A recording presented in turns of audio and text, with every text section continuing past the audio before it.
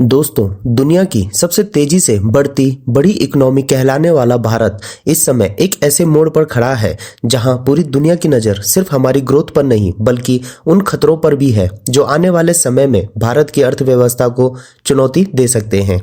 International monetary fund यानी IMF ने हाल ही में एक ऐसी वार्निंग दी है जिसने सोशल मीडिया से लेकर न्यूज़ चैनल तक हलचल मचा दी है। कहीं कहा जा रहा है कि भारत की इकोनॉमी खतरे में है, कहीं बोला जा रहा है कि आने वाले समय में महंगाई और बेरोजगारी बढ़ सकती है और कुछ लोग तो सीधे सीधे यह दावा करने लगे हैं कि आईएमएफ ने भारत को इकोनॉमिक क्राइसिस की चेतावनी दे दी है।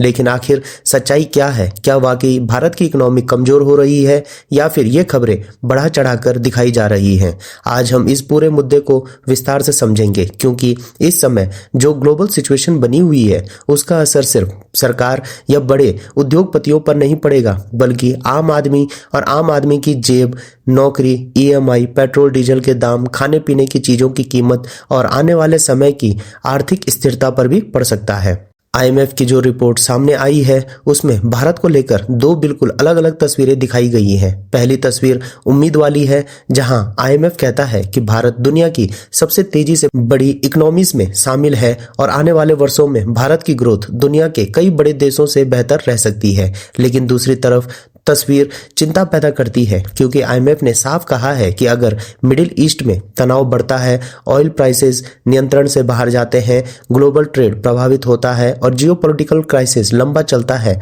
तो भारत जैसी डेवलपिंग इकोनॉमी पर दबाव बढ़ सकता है। अब यहाँ सबसे बड़ा सवाल यह है कि आखिर मिडिल ईस्ट का इंडिया की इकोनॉमी से क्या संबंध है? इसका जवाब सीधा है, तेल।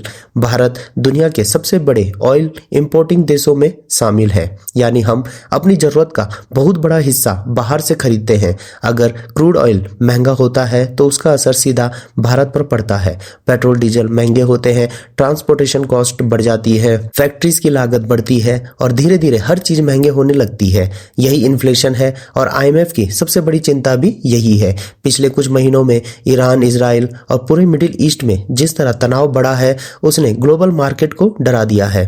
अगर युद्ध और बढ़ता है और ऑयल सप्लाई प्रभावित होती है तो क्रूड ऑयल की कीमतें तेजी से ऊपर जा सकती हैं। रिपोर्ट के अनुसार भारत पहले से ही ऐसी स्थिति के लिए प्लानिंग कर रहा है ताकि अचानक आने वाले ऑयल शॉक से इकोनॉमी को बचाया जा सके। लेकिन समस्या सिर्फ तेल तक सीमित नहीं है। ग्लोबल अनसर्टेनिटी बढ़ने पर फॉरेन इन्वेस्टर भी रिस्क लेने से बचते हैं। जब फॉरेन इन्वेस्टमेंट कम होती है तो स्टॉक मार्केट पर असर पड़ता है, रुपया कमजोर हो सकता है और इंपोर्ट और महंगे हो सकते हैं। यही कारण है कि आईएमएफ बार बार जियोपॉलिटिकल टेंशंस को लेकर वार्निंग दे रहा है। लेकिन अब सवाल ये भी है कि क्या भारत की इकोनॉमी इतनी कमजोर है कि इन चैलेंजेस को संभाल नहीं पाएगी? इसका जवाब उतना आसान नहीं है। आईएमएफ ने अपनी रिपोर्ट में यह भी कहा है कि भारत की डोमेस्टिक डिमांड अभी काफी स्ट्रांग है। इंफ्रास्ट्रक्चर प्रोजेक्ट्स तेजी से चल रहे हैं, हाईवे, रेलवेज, एयरपोर्ट और मैन्युफैक्चरिंग सेक्टर में इन्वेस्टमेंट बढ़ रहा है। सरकार लगातार कैपिटल एक्सपेंडिचर बढ़ा रही है ताकि ग्रोथ बनी रहे। डिजिटल इकोनॉमी भी भारत की सबसे बड़ी ताकत बनकर उभरी है। यूपीआई और डिजिटल पेमेंट्स ने भारत को दुनिया के सबसे एडवांस पेमेंट इकोसिस्टम में ला खड़ा कर दिया है। इसके अलावा मैन्युफैक्चरिंग और सेमीकंडक्टर सेक्टर में भी भारत तेजी से इन्वेस्टमेंट अट्रैक्ट करने की कोशिश कर रहा है। यही कारण है कि आईएमएफ ने भारत की ग्रोथ आउटलुक को अभी भी कंपैरेटिवली मजबूत बताया है। लेकिन चैलेंजेस भी कम नहीं है। सबसे बड़ा चैलेंज एम्प्लॉयमेंट का है। भारत में ग्रोथ तो हो रही है लेकिन क्या उतनी तेजी से जॉब्स बन रही हैं? यह सवाल लगातार उठता रहा है। युवा पॉपुलेशन तेजी से बढ़ रही है और हर साल लाखों लोग जॉब मार्केट में प्रवेश कर रहे हैं। अगर इकोनॉमिक ग्रोथ का फायदा रोजगार में कन्वर्ट नहीं हुआ तो फ्यूचर में सोशल प्रेशर बढ़ सकता है। दूसरी बड़ी चुनौती इन्फ्लेशन की है। भारत में आम आदमी पहले से ही महंगाई महसूस कर रहा है। खाने पीने की चीजों से लेकर इलेक्ट्रिसिटी बिल्स और फ्यूल तक हर चीज की कीमतें लोगों के बजट को प्रभावित कर रही है।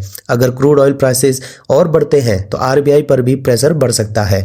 इंटरेस्ट रेट्स लंबे समय तक हाई रखने पड़ सकते हैं और इसका असर लोन तथा बिजनेस एक्सपेंशन पर पड़ सकता है।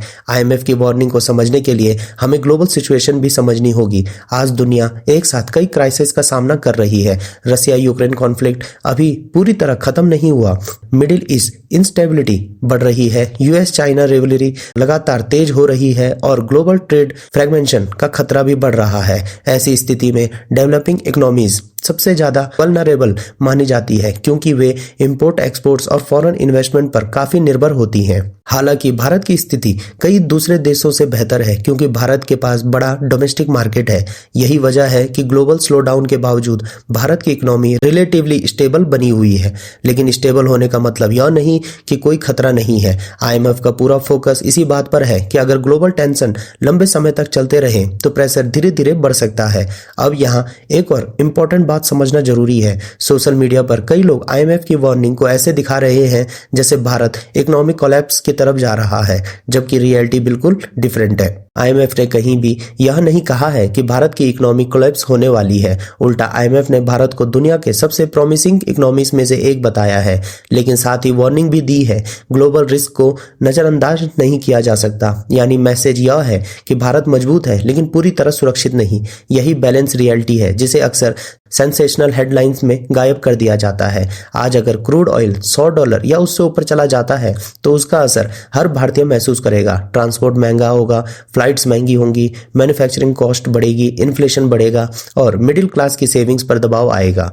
यही कारण है कि भारत अब रिन्यूएबल एनर्जी, इलेक्ट्रिक व्हीकल्स और अल्टरनेटिव एनर्जी सोर्सेज पर तेजी से काम कर रहा है ताकि डिपेंडेंसी कम की जा सके। सरकार सोलर एनर्जी और ग्रीन हाइड्रोजन प्रोजेक्ट्स को एग्रेसिवली पुश कर रही है। लॉन्ग टर्म में यही स्ट्रेटजीज भारत को फ्यूचर शॉक से बचा सकती है, लेकिन शॉर्ट टर्म चैलेंजेस अभी भी मौजूद हैं। एक्सपर्ट्स का मानना है कि अगले कुछ साल भारत के लिए बहुत इंपॉर्टेंट होने वाले हैं। अगर इंडिया मैन्युफैक्चरिंग, एक्सपोर्ट्स, इंफ्रास्ट्रक्चर और एम्प्लॉयमेंट जनरेशन को बैलेंस कर पाया तो आने वाले दशक में Bharat global economic power house बन सकता है। लेकिन अगर ग्लोबल क्राइसिस बढ़ती गई और डोमेस्टिक चैलेंजेस का समाधान नहीं हुआ तो ग्रोथ पर प्रेशर आ सकता है। IMF की वार्निंग का असली मतलब यही है, डर फैलाना नहीं बल्कि रिस्क के लिए तैयार रहने के संकेत देना है। और शायद यही वजह है कि आज पूरी दुनिया भारत को ध्यान से देख रही है, क्योंकि एक तरफ भारत दुनिया की फास्टेस्ट ग्रोइंग मेजर इकोनॉमिक बनने का दावा कर रही है, वहीं दूसरी तरफ ग्लोबल अनसर्टेनिटी लगातार बढ़ रही है। देखना यह होगा कि आने वाले वर्षों में भारत इन चुनौतियों को अवसर में बदल पाता है या नहीं। लेकिन एक बात तय है, आने वाला समय सिर्फ इंडिया की इकोनॉमी ही नहीं बल्कि हर आम भारतीय की जिंदगी को प्रभावित करेगा। इसीलिए इस पूरे मुद्दे को सिर्फ पॉलिटिकल डिबेट या वायरल थंबनेल की तरह नहीं बल्कि एक सीरियस इकोनॉमी रियलिटी की तरह समझना जरूरी है। तो दोस्तों, आप लोगों को क्या लगता है, अपनी राय कमेंट बॉक्स में जरूर दें। तो दोस्तों, आज के लिए इतना ही। मिलता हूं मैं दोबारा एक नए लेटेस्ट अपडेट और एक नई वीडियो के साथ। तब तक जुड़े रहिए। धन्यवाद। जय हिंद, जय भारत।